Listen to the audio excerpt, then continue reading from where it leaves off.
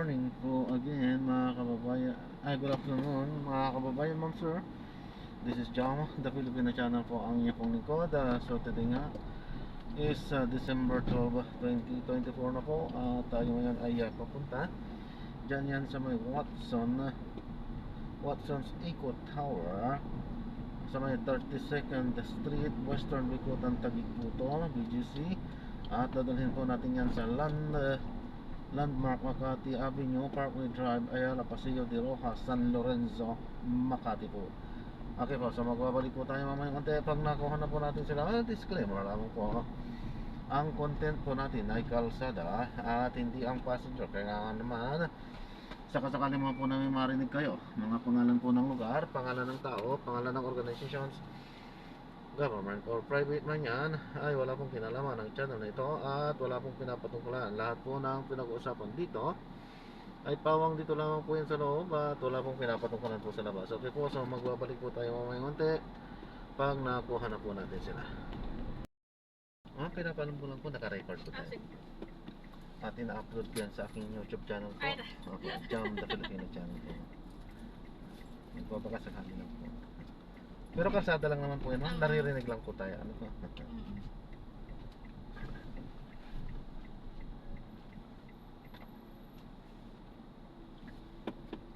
Ilan na yung subscriber mo ko yun?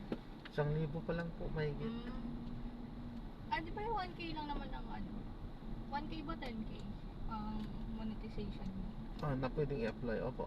Magsisimula doon, pero hindi lang yun. May 4,000 pa, yung watch hours pa. So pwede na siya.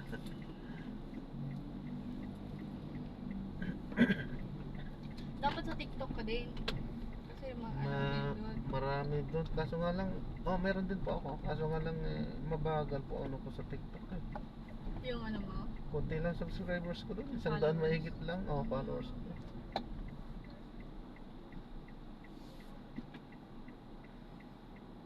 Pag nagla-live naman ako, maabot ako ng 2,000 plus na viewers.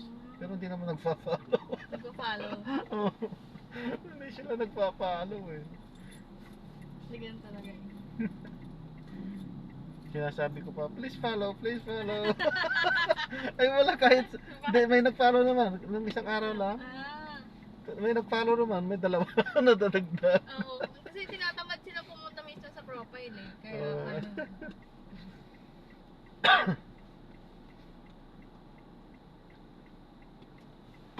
Kaya nga minsan yung mga nagla-live dun sa TikTok, parang may ginagawa muna sila tapos kailangan naka-follow. Hindi naka-follow. May mga pakulo, tama. Ganun technique ng iba eh. Parang syempre magpa-follow nga naman. Oo.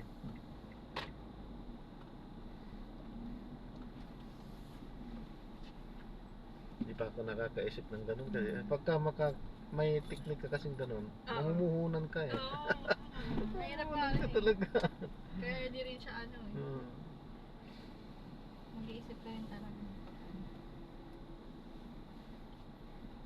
Facebook, ganun din. Oo, pag 10,000 followers din yan. Actually, 5,000 pwede na. 5,000. Pwede na rin na ano na rin yun sa akin. Kaso nga lang, mabagal. Yung Bibihira yung nagsisend ng star. Oo, tsaka kasi akin naka-open yung subscription. Kaya syempre, yung mga magsusubscribe pa sa'yo pag gano'n. Ang maganda talaga dun yung ads. Ma-unlock. Matagal pa yan. 60,000 yata yun. Ay, gano'n. Oo.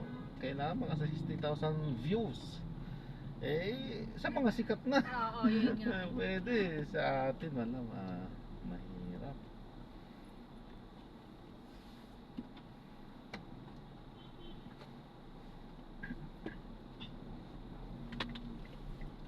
Pero may mga nakausap din naman akong mga vlogger. Ang talagang din nila, sa talaga daw sila kumikita, sa endorse pag-endorse. Oo, yun nga, sa endorse. Yun daw talaga malaki daw yun. Mga partnership. Maganda nga kung kailangan, ako nga gusto ko affiliate lang. Tapos yun sa TikTok. Sa TikTok. Kailangan ng 600 lang yung subscriber mo. Tapos pwede ka na mag-affiliate. doon ka lang, commission Sinusubok ka ko lang. nga, kaso nga lang, hindi naman natadagdagan yung subscribers ko. Oo, yun lang. Kailangan mo lang mag-ano talaga. Mag 600 siya, tapos para ma-unlock mo yung ano. Oo nga eh. Tutusin, kukunti lang sana yun. Kaso, Oo, konti nga lang sana. mahirap namang abutin. Nagko-follow ba ka rin ba, sir? Kaya baka hindi napapansin yung ano mo, profile mo. Minsan nagpa-follow din ako. Marami na rin akong, mas marami nga yung follow ko eh. Yung following ko kaysa yung follower. Sa ano mo. Ibig sabihin, hindi sila nagpa-follow back. Oo.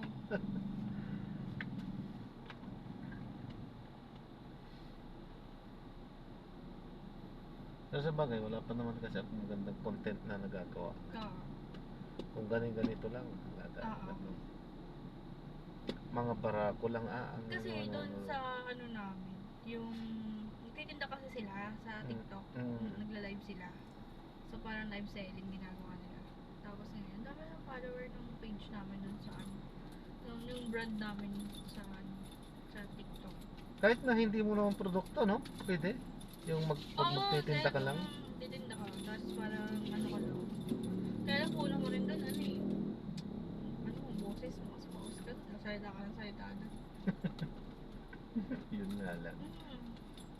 Pero madami manonood sa'yo kasi lalabas ka sa FYP nila eh. Madami siya talaga manonood kapag Paano yung pagka may nag-order naman? diretso naman yun. Ano yun na Ano yun, diretso kasi sa warehouse namin yun. Sa ano, kunyari may nag-order sa TikTok. Diretso yun, packaging na ng warehouse tapos i-deliver na yun. Yung ganun, procedure nila. Hindi ko nga. Halimbawa, magpaano ako, paano yung bayaran doon? May ano doon, naka-dashboard yung ano mo doon. Makikita mo yung ano, pending, order, ganyan. Tapos, completed. Yung completed, pwede mo na siya ma-withdraw. Ganun. Kasi sila na nag-handle. Si TikTok na ba ang ano? TikTok na. Ayos pala. Tama, Shopee ganun din eh. Akala ko ikaw na yung mamumroblema na ano. Hindi. Si, ano na yun, Si TikTok na pala withdraw ka yun. lang. Oo. Ang maganda. Siya na pala bahala doon. Oo, kaya pag pick up, kunyari, individual ka na seller, ang ginagawa ng ibang kasamahan. Kasi pag kay seller account ka na, kay Shopee, di ba, may nag-order at kunyari. Tapos, yung order na yun, ipiprint mo yung waybill na address ng customer, tapos address mo. Tapos, ano, so, natapak mo na siya. Parang meron doon sa system ni Shopee na, ano, pipick upin na ng rider. Sila na bahala. Pag Sila na-pick na up bahala mag-a-arrange ng Oo. magpipick up doon. Basta sa'yo. basta ipack mo na yon. Oo, ipack mo lang. Tapos, sila na bahala. Si JNT na. Pupunta sa'yo yung rider eh. Kung anong schedule mo, kung kailan ka po, ano. Pwede yun, ganun sila. So, parang hassle-free Oo. siya. Actually kasi binabalak ko din. Kaso nga lang yung ang mag-ano ako, paano ko kaya ano yun? Gagawin yun. Oo, gagawin yun. So, good news na yun na naisakay ko pala kayo. At narinig ko yung mga ganyan. Gagawa mo na kayo ng seller account para makapagbenta kayo. Then upload kayo dun sa Shopee or sa TikTok na ano, yung mga link na yung pag nag-order ka. Ganun.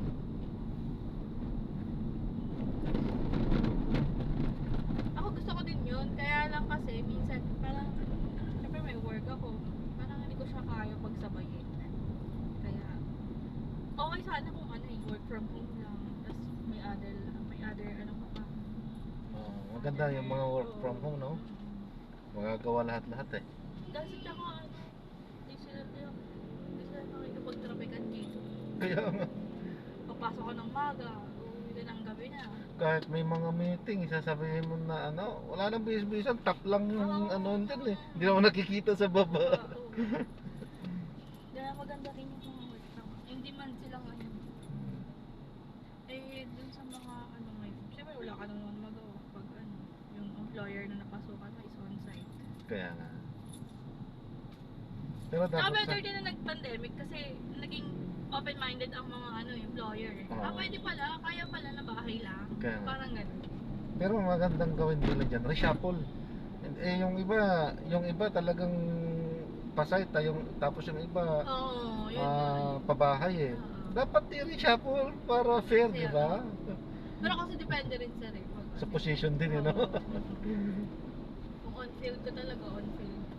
Oh, tulad ng mga engineer. Oo, yun. Ay, hindi po pwede ka na, talagang Hindi ka pwede, site ka na. magsasite ka talaga. Oo. Diba? Hindi mo makikita yung project mo. Pero kasi, din, mga magandang, dati gusto ko yan, civil. Kaya lang, hindi ako marunong mag-drawing. Kaya parang hindi ako pumasa doon sa mga ganyan. Nasa talent din yan Oo, na tao. dapat may talent.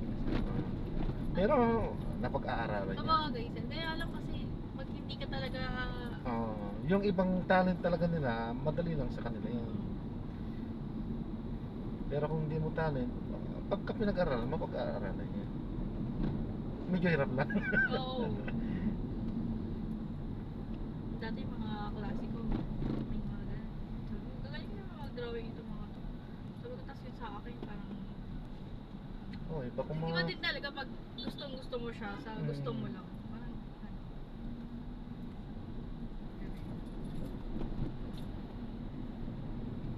Yan din, sa drawing din ako mahina eh.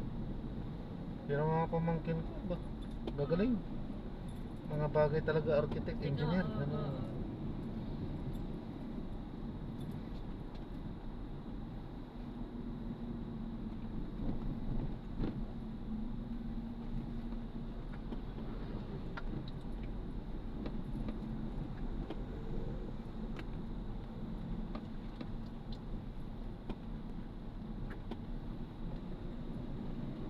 dapat sir, pag nag-video ka, nag-voice over ka din, gano'n. Parang, dito na kami, ganyan. Ano na? Ganon. Ginagawa ko lang yung pag ako lang mag-isa. Okay. Pero pagka kasi baka mapagkama na akong baliw Baliw, pagka magkasama ko pa. Pero pag sanay ka na kasi, hindi ka na, katulad nung sampung office mate ko. Wala siyang pake. Pero kung may supportive kami sa kanya, ang gusto niya, sige, go. Pero maganda sana, ano yung nabibiling yung parang kay Bluetooth na microphone. Maganda sana yun kasi para dinig na siya. Kahit na napabubulong-bulong ka lang dito ang lakas-lakas na. True.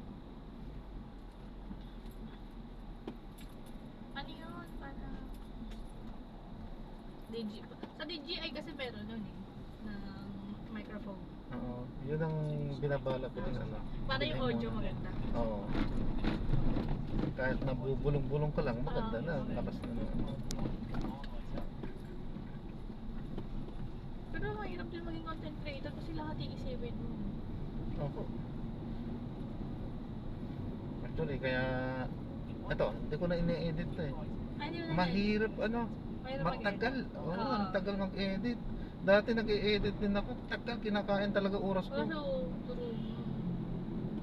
Kaya hindi ko na in-edit kasi record ko lang naman ito. Pero yung ibang mga content yun, edit ko siya. So ito, wala nang editan. Doon sana, no? Pero doon.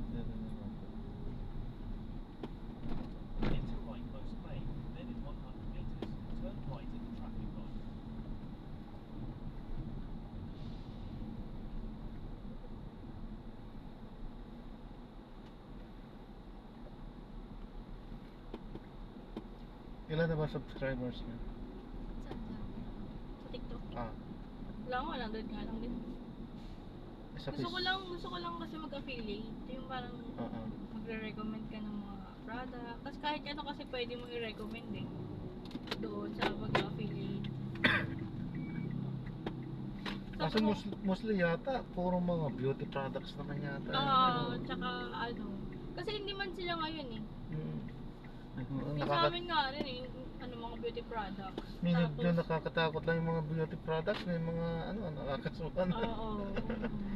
Kaya dapat pag Minsan nag-endorse kasi ka, mga yung, fake, yung ano na lang, totoo talaga, yung branded. fake na ano. Sa bagay, may mga fake na. Pero ano, tsaka maganda yung talagang, yung parang review, content creator na magre-review ka lang ng mga products, tapos i-recommend mo. Mhm. Isa kasi, maganda yung mga tutorial na ganyan. Mhm. Yun, mayroon na ako nakausap na ganun. Ganon. Ganun ang content niya. Mga tutorial. Nag-tutorial siya, nagre-review ng mga ganyan, mga Tsaka yung beauty mga products. makeup, kung paano ka mag-a-apply. Lahat-lahat yan. Ano siya. Actually, isa sa major niya yata, yung course niya, ganyan. Sa cosmetics yata siya. Kaya yun ang naging ano niya, content niya. Review.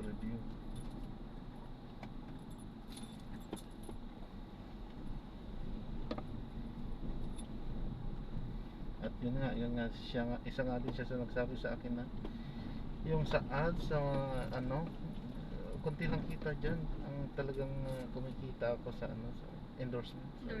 Oo. Yung sabi niya.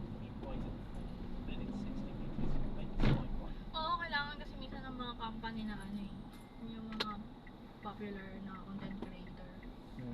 Tsaka ano, magbabayad talaga sila dyan. Kasi syempre, for the views. Oo nga. Hindi naman for the views, for the ano, cloud chase. Sure.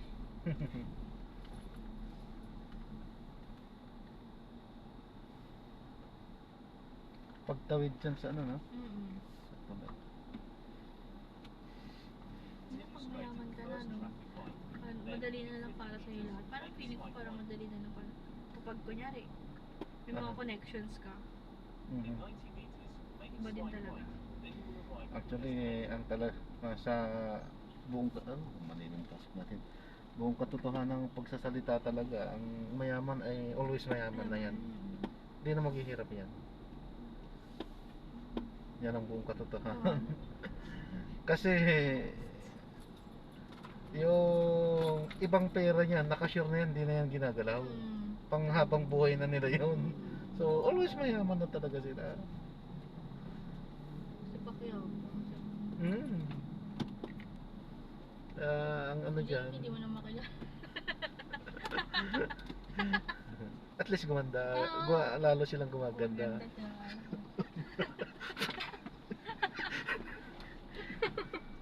Oo. Hindi mo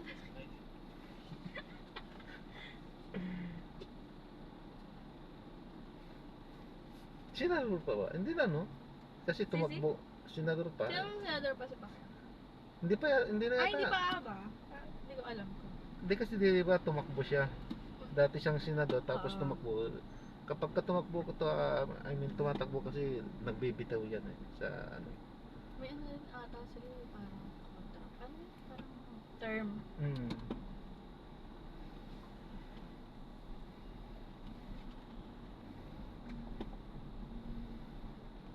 Dito na tayo. Dito pa. Thank you. Okay. Ingat. Thank you Maraming po. salamat ha. Okay po. God bless. Sana mag-meet ulit tayo. Sige po. Ayan, so maraming salamat po sa panonood. Hanggang sa muling ingat at God bless po everyone. Paalam po muna pansamantala at gagawin na po natin. Ako po yun, si Kat. Opo ma'am. Ito ang ating susunod na mission. Paalam po.